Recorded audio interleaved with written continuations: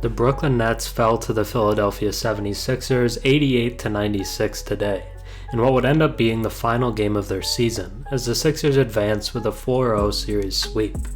The Nets ended the season drastically different than they began it, with Kevin Durant and Kyrie Irving leading the team throughout the early part of their season. Yet despite moving on from both stars, the Nets remained a top 6 seed after the deadline, and showed a lot of promise in the second half of the season. They have a new franchise player in Mikal Bridges, who averaged 26 points per game with Brooklyn. But outside of Bridges, it's mostly just good role players. The team is perfectly built to welcome another star, but as constructed right now, they're not going to win anything. So what's next for the Brooklyn Nets? Will they remain a middle-of-the-pack team who can slip into the playoffs, make an aggressive move back towards contention, or go full rebuild? Today I'll preview each of these options and look at what this summer could hold for Brooklyn. Before we get into the potential next steps for the Nets, if you enjoy my content and watch a few videos of mine, think about subscribing. 96% of my viewers are actually not subscribed, so if you watched me before and enjoy the content, drop a sub and comment down below. It really helps the channel. Before we get into any specific avenue, let's take a look at the situation for Brooklyn. Most of the team will return for next season, but there are a few key free agents. Cam Johnson, who was realistically the Nets' second best player post-trade, is a restricted free agent this offseason, and will draw a lot of interest. He's a very high-end role player and will likely make around $20 million per season, but the restricted free agency bidding war could push it to near 25. He should be a strong focus for the team this offseason, as he was a large piece of their Kevin Durant trade and the best friend of their franchise player, as well as just a really talented two-way piece. They have a couple of unrestricted free agents as well, most notably Seth Curry and Yuta Watanabe. I'd assume they let Curry go somewhere else, but Yuta could be a nice piece to keep. Now let's look at a potential move for a star this offseason, because going more all-in is definitely the most interesting route that they could take. Brooklyn has a plethora of first-round picks if they chose to re-enter the superstar era, and Portland Trailblazers star Damian Lillard recently expressed his affinity for Nets star Mikal Bridges. Lillard stroked the fire even more on April 21st, as he was present for Game 3 of the Nets and Sixers playoff bout. Lillard is as good as it gets in terms of NBA stars. This season, he averaged 32 points, 5 rebounds, and 7 assists per game. But once again, his Portland Trailblazers did not qualify for the play-in, let alone the playoffs, after another disappointing regular season. At 32 years old, Lillard is running out of time to compete for titles in his prime. And as one of the league's brightest stars, fans want to see him playing in meaningful basketball games.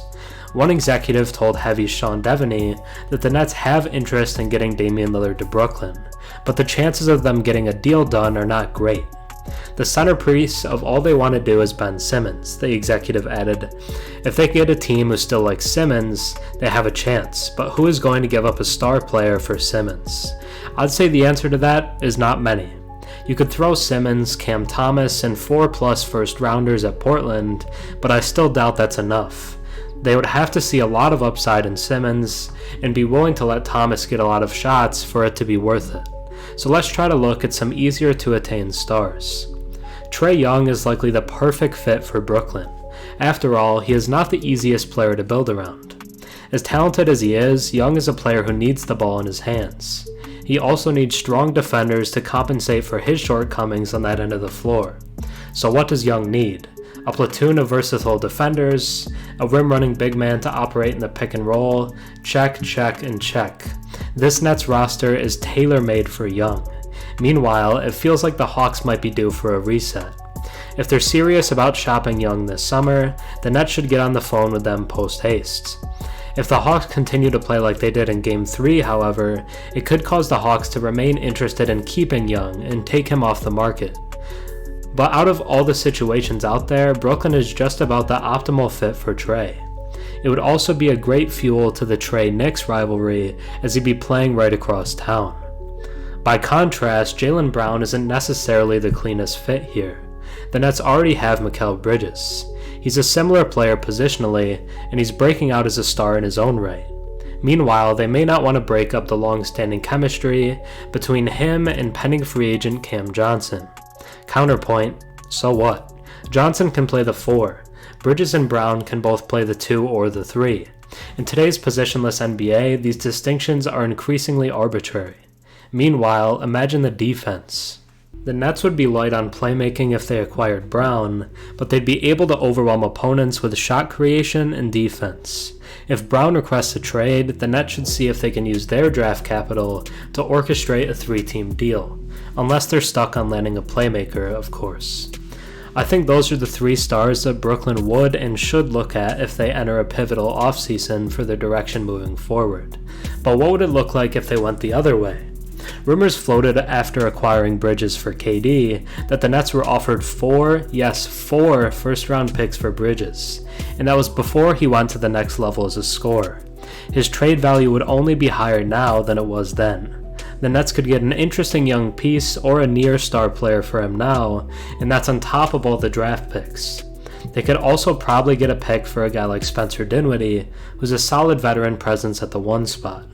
The team could look to young guys like Cam Thomas and Nick Claxton to lead the next wave of Brooklyn basketball, as well as the new guys they acquired in a couple of those moves. It would be similar to moves we've seen from the Thunder, where they acquired a player, saw them raise their value, and then traded them for a higher price, stacking up assets in the process. Or, the Nets could just stay put, re-sign Johnson in Utah, and focus on growing the team going forward.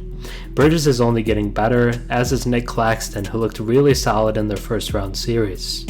The team is relatively young, on top of having a plethora of great defenders and three-point shooters.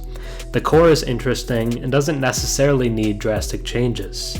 Personally, I'd lean towards the acquiring the star option, as I believe the current roster construction is ripe for adding another elite piece. They have options, but step 1 should be retaining Cam Johnson. Then they can worry about what they want to do with Ben Simmons, and if they're going to go all in or break it down. Let me know your thoughts, as I think there are many potential avenues here. Thanks for watching. I'm Herm. Have a good one.